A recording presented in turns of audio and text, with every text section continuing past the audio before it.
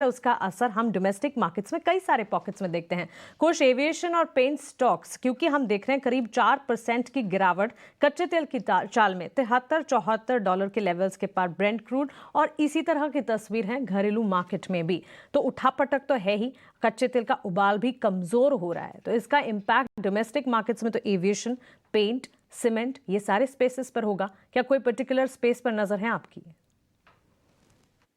तो देखिए यहाँ पे इंडिगो का जो स्ट्रक्चर है ये बहुत हमें पॉजिटिव लग रहा है। Definitely it is benefiting from a couple of other factors also, and crude इनमें से एक बेसिक फैक्टर है।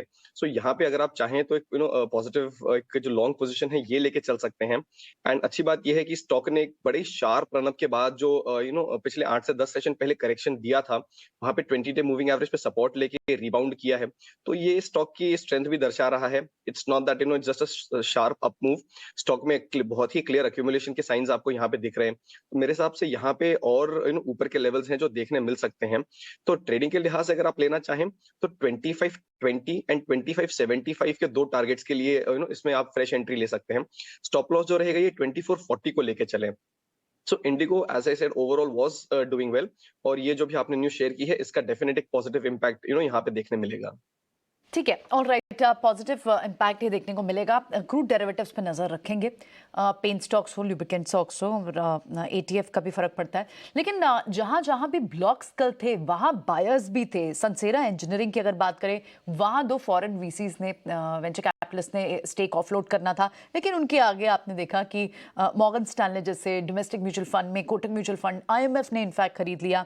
और इनफैक्ट इसी तरह से डिलीवरी में भी जो ब्लॉक डील हुई, वहाँ पर भी आप कार्लन ने अपने पूरी स्टेक एग्जिट करी। लेकिन उसके बाद नॉर्डर्स बैंक और वहाँ पर भी बड़े सेंट्रल बैंक्स ने, वहाँ सऊदी सेंट्रल बैंक ने वहाँ से हिस्सा खरीद लिया।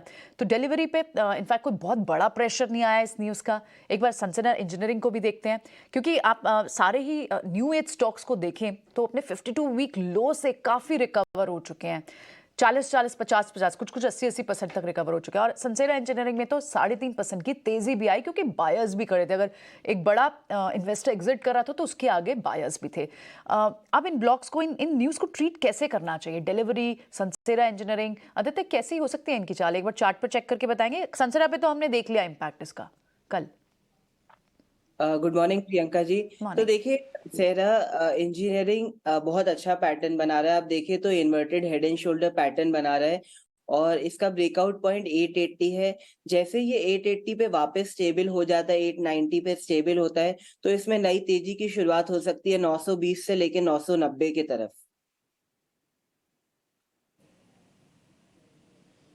ओके, ठीक है, डन। ये एक बार जरा कोल इंडिया पे भी आ जाते हैं। आज एक खबर ये भी है कि बढ़ी हुई कीमतों को मापने